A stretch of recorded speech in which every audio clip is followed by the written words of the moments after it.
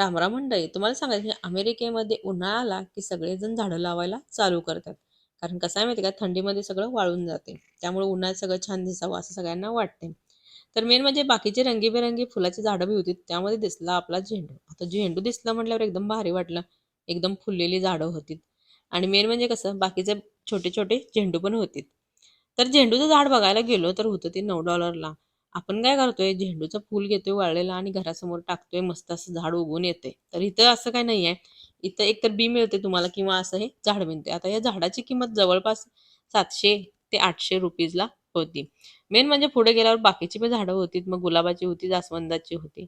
आपण जास्वंदाचं झाड कधी विकत घेतलंच नव्हतं गावाकडे. कारण कसं आहे माहिती आहे काय, तिथे एक फांदी घेतोय गल्लीतलं कुणाची तरी आणि ती लावतोय, मस्त मोठं झाड होते. आणि इथं होतं ते झाड मेन म्हणजे $30 जवळपास $30 होतं.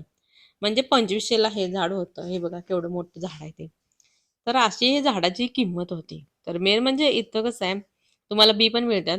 तर वेगवेगळ्या प्रकारचे बी असतात. मग ते फुलाचे असू दे किंवा भाज्याचे असू दे, फळं असू दे, काही जे पाहिजे ते तुम्हाला मिळते आणि ते आणून तुम्ही कुंडीमध्ये टाकू